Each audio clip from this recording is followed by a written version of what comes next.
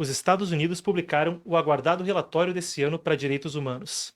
Na situação do Brasil, Moraes, censura a rede social X, presos do 8 de janeiro e outros incidentes são citados. Explicando brevemente, o Departamento de Estado americano publica esses relatórios sobre direitos humanos de cada país do mundo todo ano. O desse ano estava incomumente atrasado, normalmente sai em fevereiro, quer dizer, normalmente é previsto para sair em fevereiro, sai sempre em março ou abril. Com a troca de presidência, costuma se atrasar um pouquinho mais, porque como a coisa começa no governo anterior, quando troca a presidência, às vezes o Departamento de Estado novo quer dar uma revisada. Nesse ano veio incomumente atrasado, atrasado mesmo, hoje em 12 de agosto. O relatório apura coisas que aconteceram no ano de 2024, explicando, então, não inclui incidentes ocorridos em 2025, e tem um relatório para cada país. O importante é que essa é uma ferramenta que embasa não só a política americana, quanto a violações de direitos humanos que estão descritas no relatório, mas um relatório que também serve de referência muitas vezes para outros países, para órgãos internacionais. É o relatório periódico de direitos humanos mais abrangente no mundo. Vamos aos detalhes, então, o que diz sobre o Brasil quanto aos assuntos sensíveis que pontuam a crise diplomática. Eu tenho aqui a página do Brasil do meu lado, a gente pode colocar a publicação do relatório, temos aí, então isso é o que vocês estão vendo, eu vou passar com vocês, a gente tem a tradução de alguns dos pontos que a nossa apuração separou. Então, primeiro, num ponto, um subtópico sobre a liberdade, se diz o seguinte: seção 2 sobre liberdade.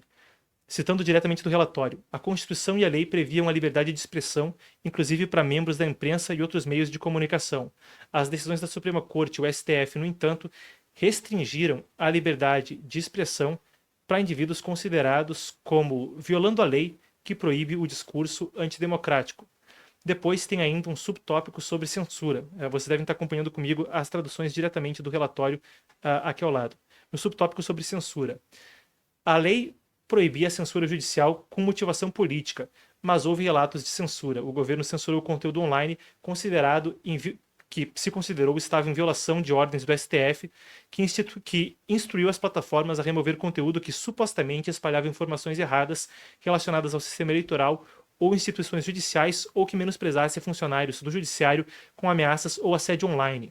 Registros da Justiça revelam que o juiz Alexandre de Moraes, o ministro da Suprema Corte, então, ordenou pessoalmente a suspensão de mais de 100 perfis de usuários na rede social X, antes conhecida como Twitter, suprimindo desproporcionalmente o discurso de defensores do ex-presidente Jair Bolsonaro, em vez de tomar medidas mais restritas para penalizar o conteúdo que incitava ações ou assédio legal iminentes.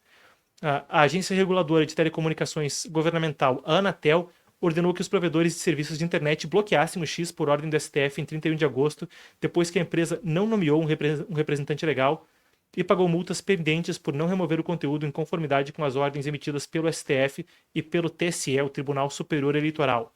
O STF autorizou multas de R$ 50.000, $9.000 por dia para indivíduos ou empresas que acessaram a plataforma por meio de uma rede privada virtual, por meio de um VPN, embora nenhuma multa tenha sido supostamente, realmente de fato avaliada em termos de imposição.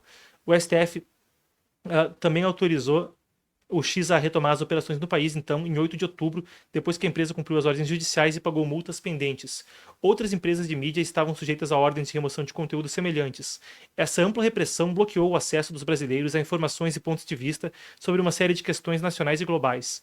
Além disso, a proibição temporária do tribunal do uso de um VPN sob pena de multa corroeu ainda mais a liberdade de imprensa ao remover as proteções de privacidade de indivíduos cuja capacidade de denunciar a corrupção do governo dependia de sua capacidade de fazer isso anonimamente.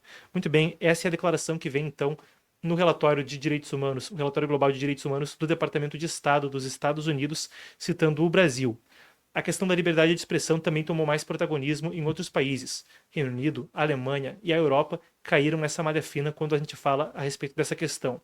Ora, mas como é que é isso, de liberdade de expressão tomar esse protagonismo maior do que houve no ano passado? Essa foi uma pergunta que foi feita também para a porta-voz do Departamento de Estado, Tammy Bruce, que respondeu em uma coletiva de imprensa agora há pouco, ela que é a porta-voz do Departamento de Estado. Isso foi instantes atrás, logo antes da gente entrar ao vivo.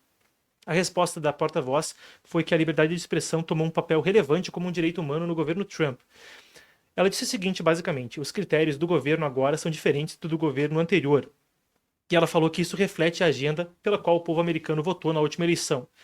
Começou a haver perguntas especificamente sobre liberdade de expressão quanto ao Reino Unido, não houve sobre o Brasil. mas ela já respondeu de cara que não estaria respondendo perguntas específicas sobre qualquer país em particular. Então, relatório publicado hoje. Enquanto isso, a gente também destaca um pouco mais a respeito da cobertura do Brasil, que se torna mais e mais presente internacionalmente. Primeiro, a gente vai dar um zoom, a gente vai com um microscópio numa reportagem recente publicada pela Political, mas é uma de várias nessa semana. A revista Political, uma das principais revistas que trata, como o nome já sugere, de política nos Estados Unidos, então publica uma entrevista com um representante anônimo do governo Lula. O representante informou à política que existe um impasse com o governo dos Estados Unidos envolvendo direitos humanos e economia. Segundo essa fonte brasileira, falou então, a política ou a postura da Casa Branca tem imposto condições que o Brasil, o governo brasileiro, considera inaceitáveis. Aí vai a anistia dos presos pelas manifestações do 8 de janeiro e a questão de lawfare, discussão sobre Jair Bolsonaro. Segundo o tal oficial do governo brasileiro, que ficou anônimo na reportagem, disse à revista Political, essa é uma posição na qual os Estados Unidos se colocaram. Eles não têm como dar um passo adiante, diz o oficial do governo brasileiro, se isso envolver a questão do judiciário e o julgamento do ex-presidente Jair Bolsonaro. É só uma das diversas manchetes, conforme, então, sai esse relatório do Departamento de Estado a pontuar o Brasil nos jornais estrangeiros. Eu pedi que o jornalista Igor Yuan, o jornalista aqui da equipe editorial da Epoch Times, estava me ajudando nessa apuração. Eu pedi que a gente compilasse um pouco sobre a percepção internacional do STF e do Brasil em 2024 e 2025 em reportagens internacionais. Só para a gente ter noção de como a coisa está badalada no ambiente internacional, a gente pode passar aqui, isso só nos últimos dias. Eu já pensei anteriormente, mas acho que é de interesse. Então aí o Washington Post estava antecipando a presença do Brasil, ou da liberdade de expressão, citada quando se fala de Brasil, nessa questão do relatório de direitos humanos. Depois, a gente passa aí pelo seguinte, New York Times falando, podemos passar por elas aí, vamos uma a uma. New York Times, publicando hoje mais cedo, Brasil manteve a rédea curta nas Big Techs. As tarifas de Trump poderiam mudar isso. Vendo no New York Times. Depois Financial Times. Os Estados Unidos estão planejando, a gente cobriu isso ontem, novas sanções sobre o Brasil. Isso matéria com uma entrevista do deputado licenciado nos Estados Unidos, que se exilou nos Estados Unidos por temer uma retaliação legal aqui no Brasil, o Eduardo Bolsonaro. Depois, aqui no The Economist, as tarifas de Trump sobre o Brasil são mais latido do que mordida, aí com um tom diferente. São algumas das que a gente pontuou nos últimos dias. Temos mais ainda, claro, o Wall Street Journal. A Mary Anastasia O'Grady publicou recentemente um artigo na sua coluna de opinião, isso foi no sábado, falando que o STF teria dado um golpe de Estado no Brasil e que a liberdade na região das Américas estava sob seu maior ponto de risco desde a Guerra Fria, colocando aí o Brasil na linha de frente de tudo isso. São algumas das matérias que repercutem internacionalmente conforme a atenção internacional também se volta mais ao Brasil. Eu pedi então também que a nossa equipe editorial passasse por alguns dos veículos que têm feito cobertura do Brasil. E se inclui esses aí, então Financial Times, Washington Post, The Economist, também as agências grandes, Reuters, Associated Press, Revista Political, e o diagnóstico é que a cobertura tem seguido de perto os fenômenos que acontecem no Brasil. A ênfase se mantém no país, agora, claro, na crise diplomática envolvendo tarifas, sanções e o debate sobre soberania e o judiciário.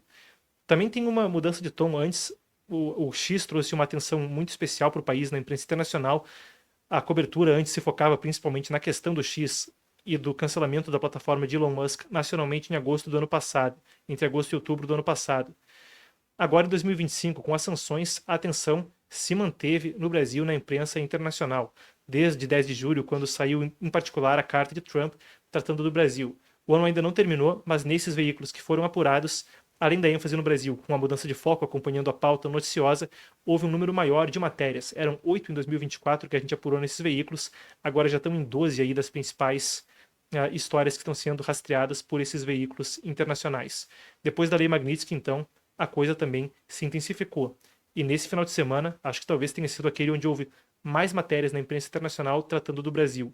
Uma coisa que também permeia na imprensa especializada, questão geopolítica e o que se fala a respeito de BRICS, com as palavras do presidente brasileiro muitas vezes tocando no debate sobre a substituição do dólar, coisa que domina também parte do debate em muitos desses jornais no exterior. A gente teve uma amostra aqui de 20 matérias, então, que trouxe o tom, classificou o tom predominantemente em relação ao STF em 3 grupos, né? Observando a situação crítico, neutro, analítico e favorável. Então, o recorte inclui as publicações que eu estava citando, e a gente tem aqui o seguinte: O tema, novamente, pulou de X de 2024 para 2025 agora a questão das tarifas. A gente passou por algumas das principais coberturas aqui. Creio que isso dá conta de cobrir o tema então na nossa apuração. Muito bem, você fica conosco. A gente vai estar na sequência falando a respeito dos acordos assinados entre Brasil e China e entre Brasil e Rússia. A bem da verdade, acordo não é uma palavra precisa, são memorandos de entendimento. Mas, como repercutem no Brasil e na mídia estatal chinesa, é um tom que mostra muito mais do que só um memorando.